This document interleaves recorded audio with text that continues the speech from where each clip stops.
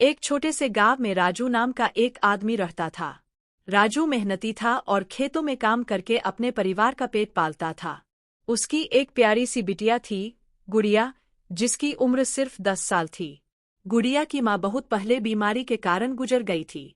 तब से गुड़िया अपने पिता के साथ ही रहती थी। कुछ साल बाद राजू ने दूसरी शादी कर ली। वह एक औरत को अपने घर सौतेली माँ बनाकर ले आया।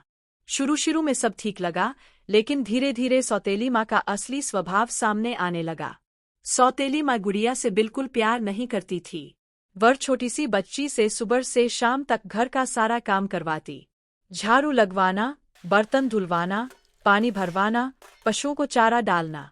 अगर जरा सी भी गलती हो जाती तो वह उसे डांटती, मारती और ताने देती।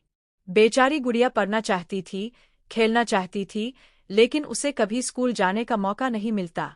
जब वह थक कर बैठ जाती, तो सौतेली माँ चिल्लाती, कामचोर कहीं की, तेरी माँ होती तो तुझे अच्छे संस्कार सिखाती। गुड़िया चुपचाप सब सह लेती। रात को छप्पर के नीचे लेटकर वह आसमान की तरफ देखकर रोती और अपनी माँ को याद करती। वह मन ही मन कहती, माँ, काश तुम होती। एक दिन गुड़िया बहुत बीमार पड़ गई। तेज बुखार था, लेकिन सौतेली माँ ने उसे आराम करने नहीं दिया। उसी दिन राजू खेत से जल्दी घर लौट आया।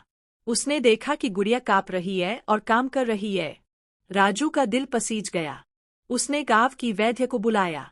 वैद्य ने कहा, बच्ची बहुत कमजोर हो गई है, इसे प्यार और देखभाल चाहिए, नहीं तो हालत बिगड़ सकती है। यह सुनकर राजू को अपनी गलती का एहसास हुआ।